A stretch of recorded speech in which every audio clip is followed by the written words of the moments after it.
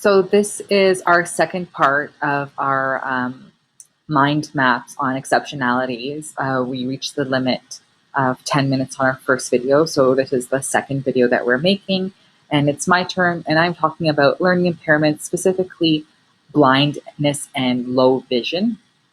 And I categorized some challenges associated with learning impairment for blind and low vision in three key areas: instructional challenges, assessment, and environmental challenges. And I'll share my works cited, but I received this information from a website called myspeced.ca, and it's a resource tool for teachers on various exceptionalities, some of the challenges, and some solutions. What they didn't list, though, was the digital aspect, which I thought was a great add-on to this activity. And my connection and the reason I chose blind and low vision is that throughout my elementary school experience, I had one student, a friend of mine, that is actually fully blind. And I should actually preface this by saying that there's various degrees of blindness. So there's blind and then there's low vision. But he was fully blind, and it always seemed that he wasn't able to participate in learning activities. And it was just really unfair, and it was really disheartening. And it's something that I, as a teacher, wanted to make sure that if there's any students with exceptionalities in my classroom, that I would do whatever I could possibly can to ensure that they're getting the full learning process. So that being said, I'm not going to go through all the challenges, but I'll pick off a couple of them. So one of the big instructional challenges is associated with students that are not able to read the textbooks or the resources that are provided to them. And I know that, for example, during my practicum in the French immersion classroom, a lot of the teachers have to create their own resources. And I wouldn't be able to know how to provide it to them in Braille. I could obviously increase the font.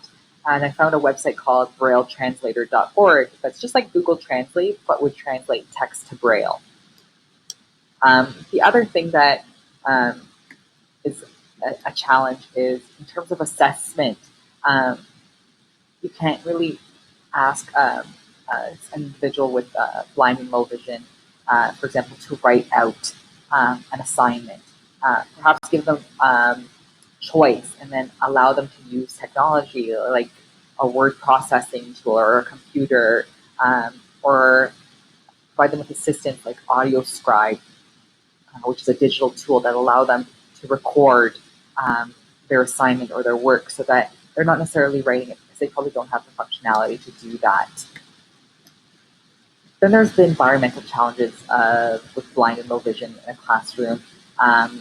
And that largely has to do with, we use a lot of visual transition signs, especially in the classroom.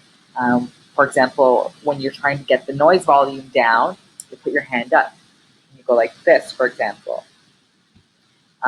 With someone who's blind and low vision, they might not be able to see you do that. And to make an adjustment in that case is to use a lot of audio.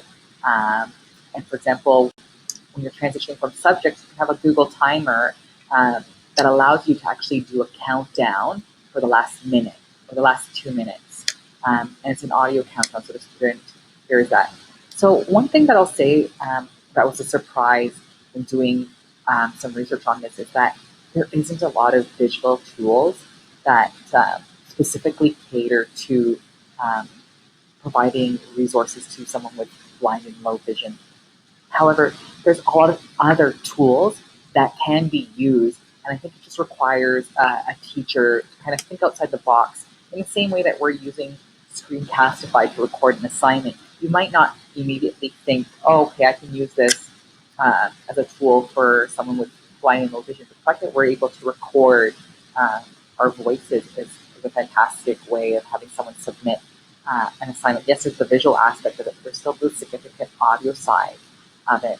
And my question after all of this is, in a day and age where we are increasingly pushed to use more and more visual aids in a classroom, how do we still still do the visual aids for other students in the classroom, but not neglect or forget those who might be blind or low and have low vision.